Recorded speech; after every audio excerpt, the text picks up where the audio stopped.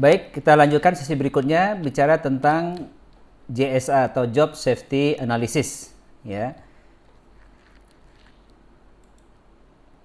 Oke, bisa dilihat slide-nya Bapak Ibu ya.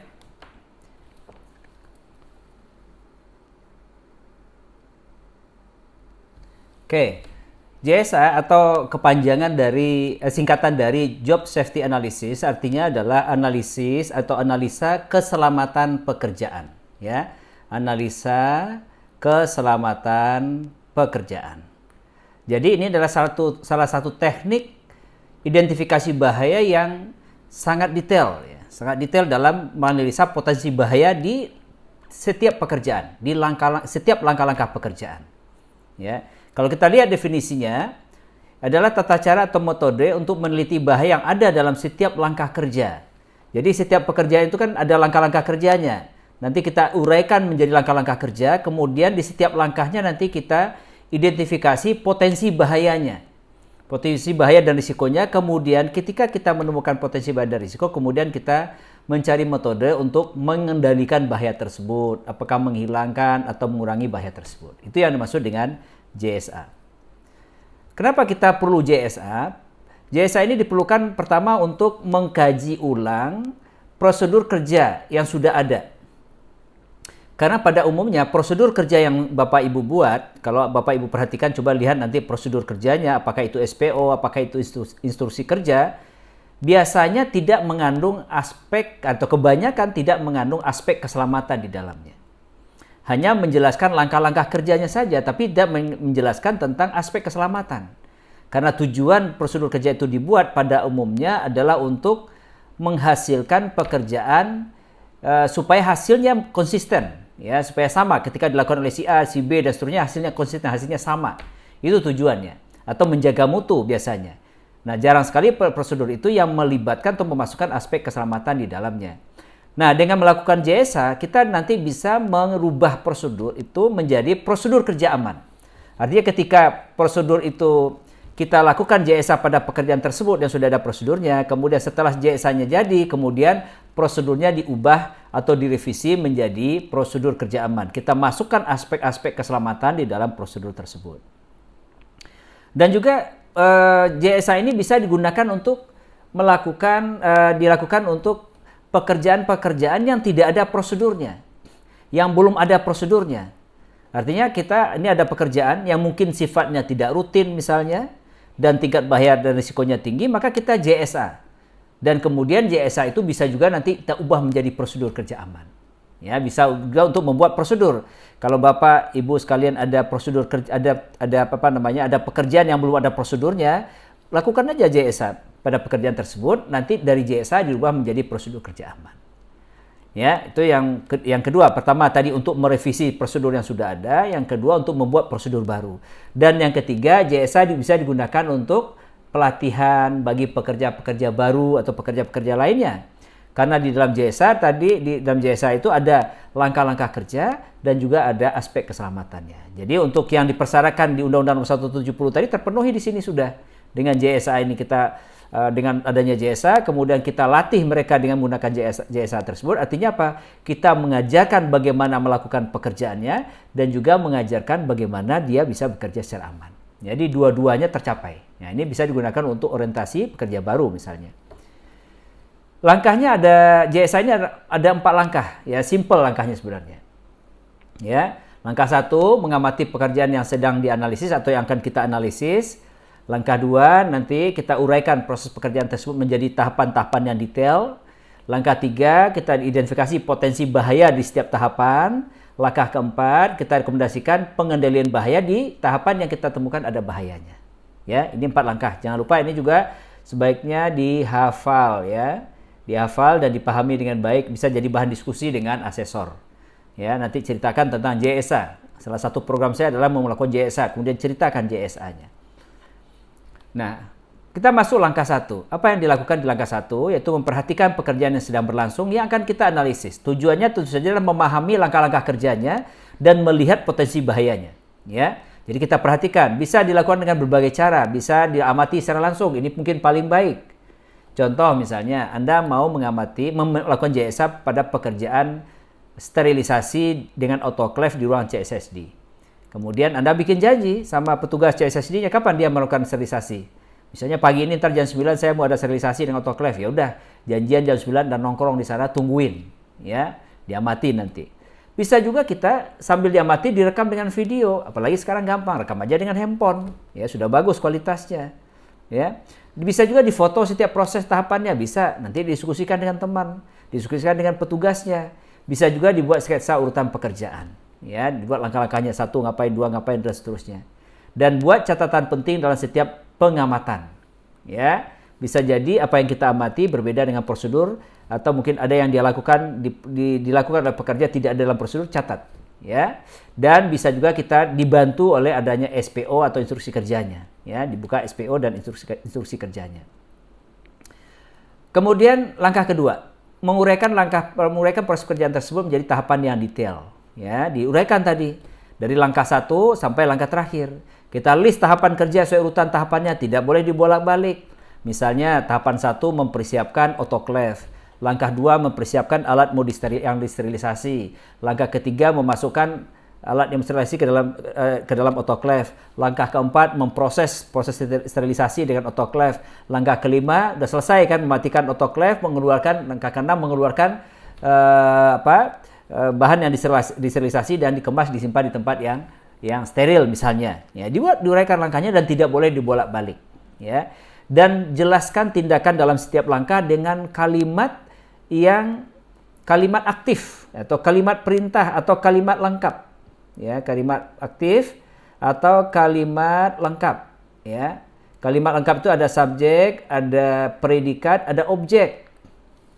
Misalnya contoh, operator menghidupkan autoclave, harus jelas kalimatnya. Cukup, tidak perlu panjang-panjang. Aturan umum jangan lebih dari 10 kata. Lebih dari 10 kata orang nanti bingung, kepanjangan, susah dipahami. To the point saja, ya. Atau misalnya bisa juga autoclave dihidupkan, ya. Atau misalnya hidupkan autoclave, ya. Boleh juga, ya, itu kalimat perintah namanya. Boleh. Jadi kalimat prosedur atau instruksi kerja itu harus ringkas dan tepat, ya. Nah, jangan dibuat kalimat pasif. Contohnya autoclave dihidupkan oleh operator, itu kalimat pasif namanya. Itu tidak bagus untuk prosedur. Nah, ini cara membuat kalimatnya jadi ringkas, ya, jadi ringkas. Kemudian langkah ketiga nanti kita identifikasi potensi bahaya di setiap tahapan. Strateginya bisa saja kita keliling area kerjanya, lihat potensi sumber bahayanya, bahaya fisikanya apa, bahaya biologinya apa, bahaya kimianya apa, bahaya sosialnya apa, dicatat satu-satu. Ya. Bisa juga kita diskusi dengan pekerja tersebut, apa yang menurut mereka menjadi sumber bahaya di tempat itu. Apa yang dia rasakan. Ya, dia merasakan adanya panas, dia merasakan mungkin ada uap yang dia hirup, dia merasakan ada mungkin batuk-batuk, mungkin juga dia merasakan sesuatu yang sudah menjadi penyakit, ya, PAK buat dia. Bisa kita tanya, diskusi dengan pekerja tersebut. Bisa juga kita cari referensi di literatur, website, cari tentang penggunaan autoclave, cari tentang kecelakaan-kecelakaan yang pernah terjadi di autoclave, cari potensi bahaya dari autoclave. Bisa juga kita lihat kalau dia menggunakan bahan kimia, lihat MSDS-nya, technical data sheet, atau bisa juga kita lihat manual dari alat.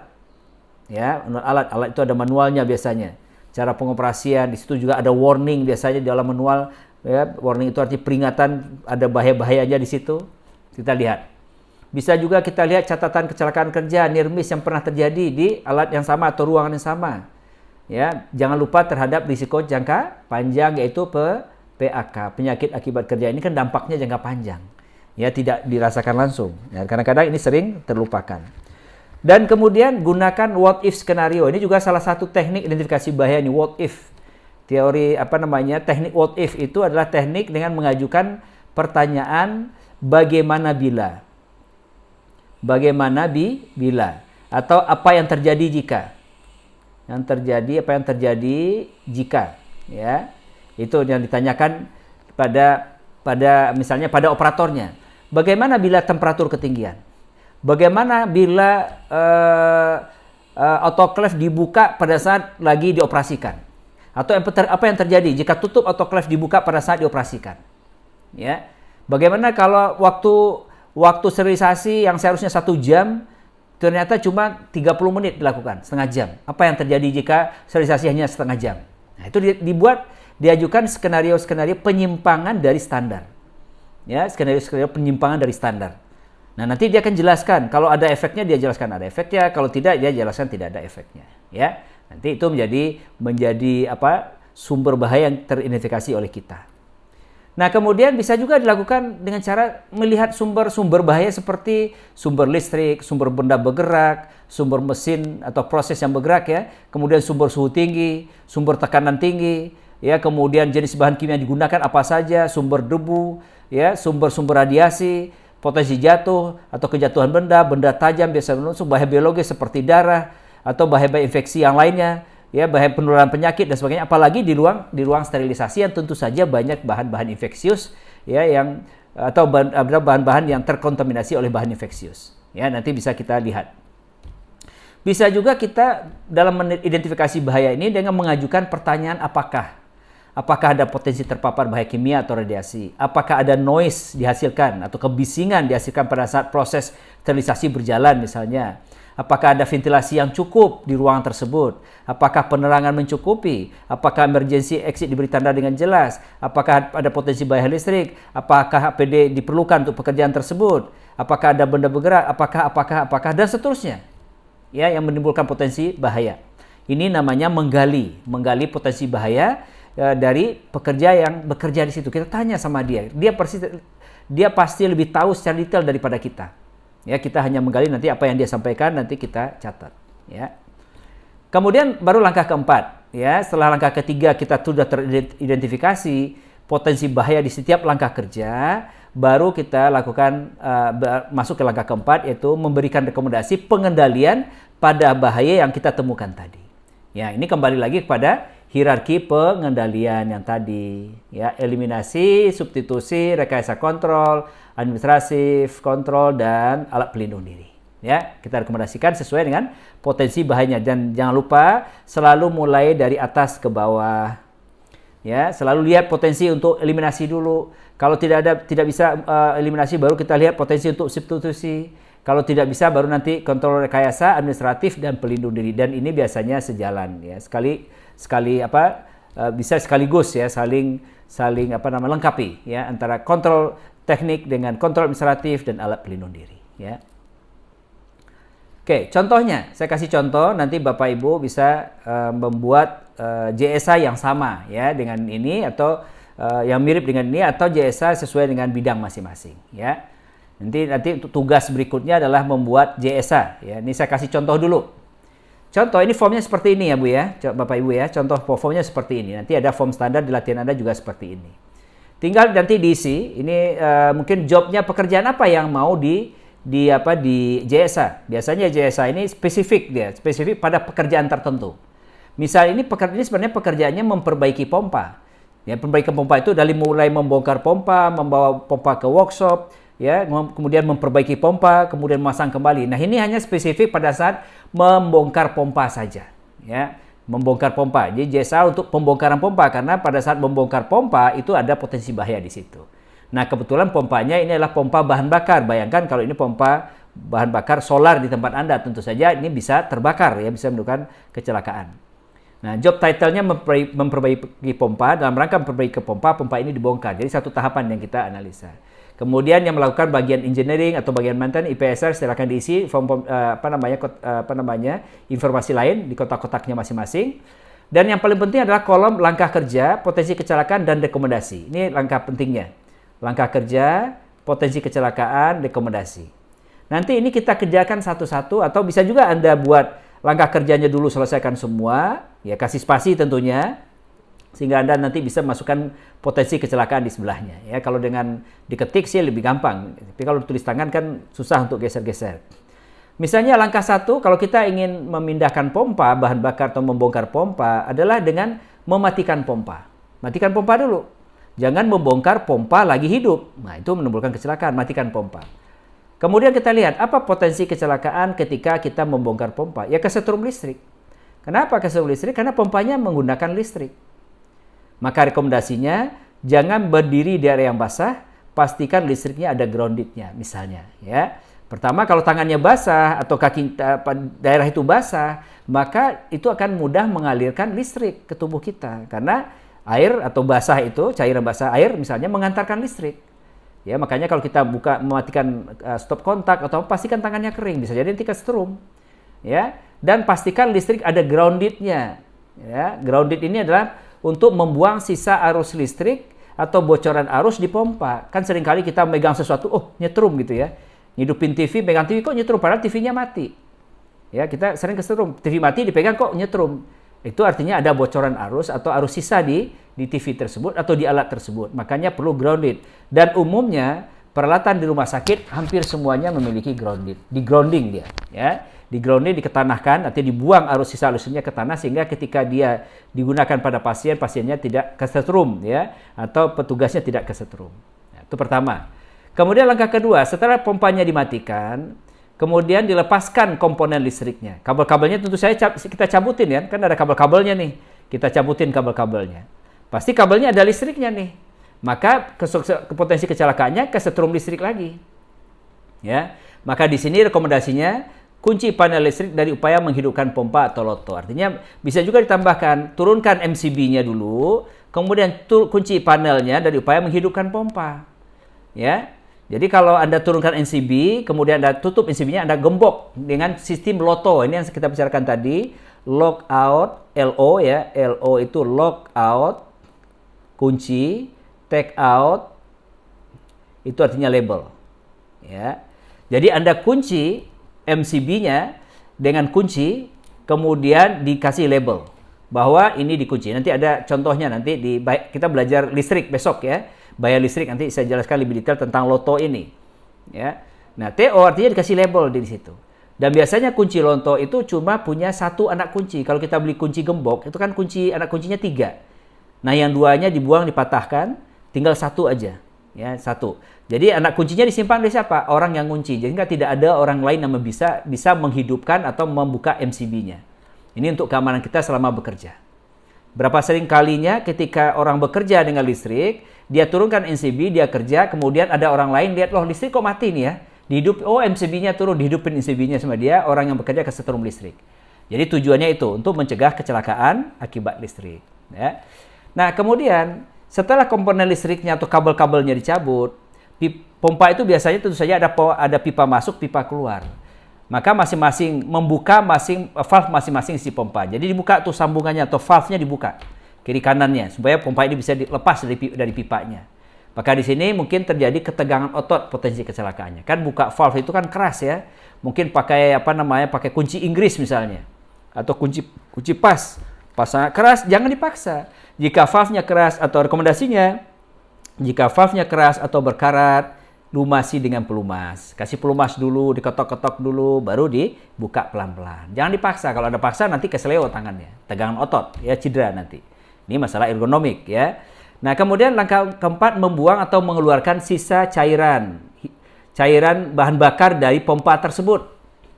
Ya. Ada solarnya, kemudian dibuang nih. Kalau nggak dibuang nanti kebakaran, bisa jadi potensi kecelakaannya kebakaran, ledakan, terbakar panas. Karena dia kan ini pompa cairan bahan bakar, pasti ada sisa bahan bakar di dalamnya. Maka pas kita buka valve-nya atau pipanya pasti akan keluar cairan. Ya, maka pada saat membuka ini rekomendasinya apa? Jauhkan semua sumber api. Jangan di situ ada orang yang rokok sambil bongkar pipa misalnya. Jangan ada di situ orang yang lagi ngelas, ada orang lagi ngetok-ngetok, ada lagi motong pipa misalnya. Ya, dan itu bisa jadi menimbulkan sumber panas karena di situ ada oksigen, ada bahan bakar. Anda buat sumber panas, jika terjadi kebakaran. Ya, maka jauhkan semua sumber panas atau sumber api dan sediakan apar kalau perlu, dan juga di sini berdiri pada posisi yang tidak akan terciprat cairan. Ya. Kemudian langkah kelima, melepas baut pompa dan memindahkannya. Pompa itu kan dibaut ke lantai biasanya. Ya, dibaut ke lantai supaya dia nggak bergetar pada saat digunakan, dihidupkan, ya. Maka langkah berikutnya kita bongkar bautnya.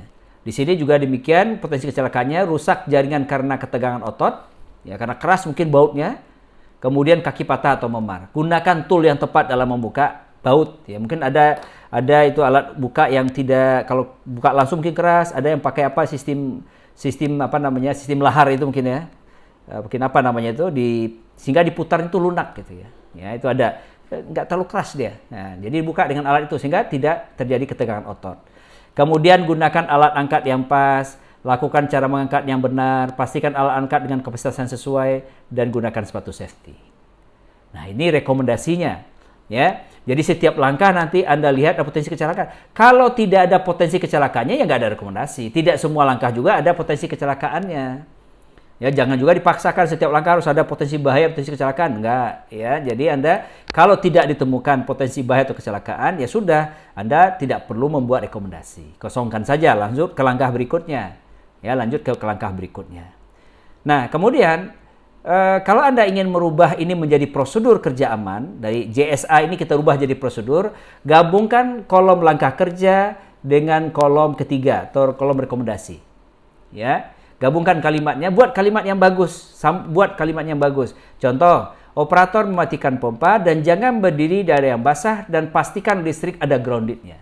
Nah, jadi di situ sudah ada instruksi kerja dan ada instruksi keselamatan kerja. Ya, ada instruksi untuk bagaimana melakukan pekerjaannya dan ada juga cara untuk menjaga keselamatan kerja. Kemudian langkah kedua, melepas komponen listrik.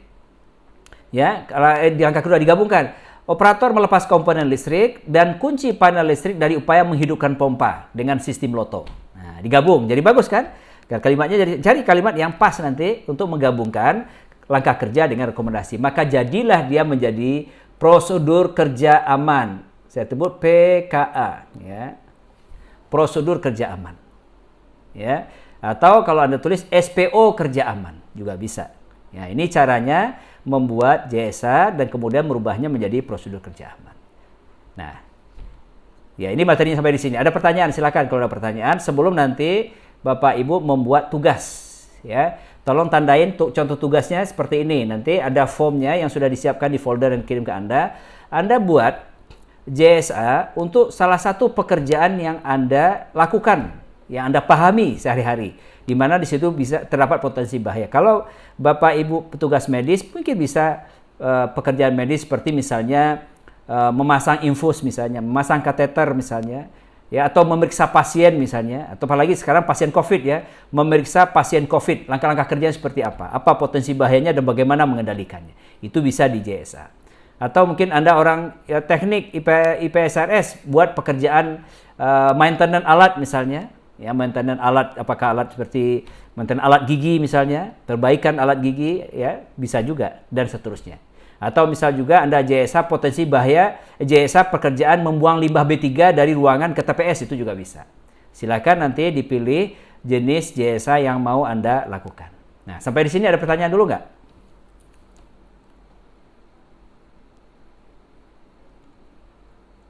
Ya, silakan.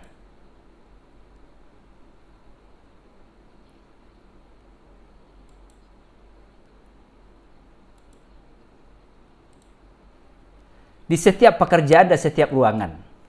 Ketika Bapak, jadi tugasnya, ya gini caranya, ini kan JSA itu kan banyak. Pekerjaan di rumah sakit itu mungkin jumlahnya ratusan, mungkin ribuan jenis pekerjaan. Anda nanti prioritaskan untuk JSA ini adalah pekerjaan-pekerjaan yang berisiko tinggi dan buat program JSA tahunan. Artinya dibuat target misalnya 1 bulan 10 JSA. Atau ditargetkan setiap instalasi membuat 5 JSA setiap bulan.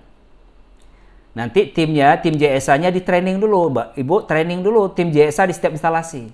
Nanti suruh mereka memilih pekerjaan-pekerjaan berisiko masing-masing, kemudian diserahkan ke komite K3. Tapi mereka di training dulu, ya, di training dulu. Atau bisa juga komite K3 mendampingi mereka melakukan JSA, supaya JSA-nya benar, ya. Karena ini metode JSA metode yang mudah, tidak sulit, ya, tidak sulit melakukannya. Dia tahu potensi bahayanya dan dia pasti tahu juga cara mengendalikannya. Cuma nanti di training dulu sedikit tentang bagaimana bentuk-bentuk pengendalian yang ada dalam bidang K3, dikasih tahu mereka.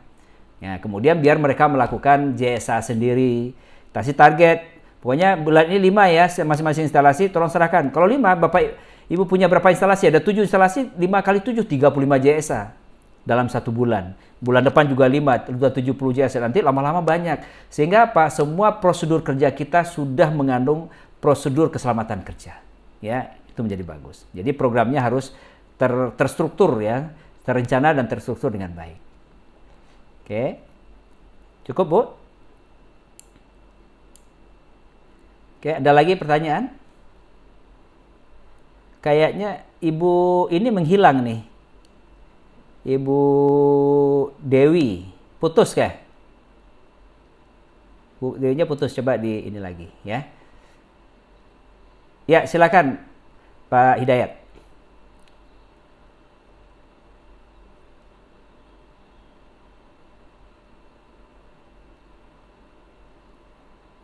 Betul.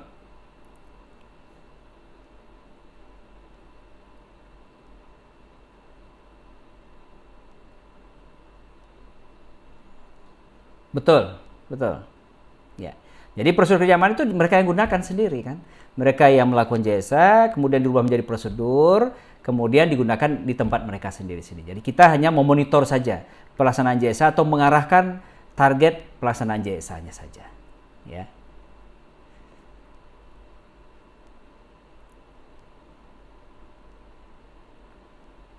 Betul. SPO kita, SPO atau SOP yang Bapak buat, itu betul. Jadikan dia jadi SOP. Seperti saya jelaskan tadi, kebanyakan SOP tidak mengandung aspek K3 di dalamnya. Karena tujuannya bukan untuk K3 kebanyakan prosedur. Ya, tujuannya pertama sekali adalah untuk mutu barangkali. Ya, kebanyakan untuk itu atau untuk konsistensi hasil kerja. Nah, kemudian kita masukkan aspek K3 di dalamnya. Ya. Oke, jelas ya, Pak ya? Oke.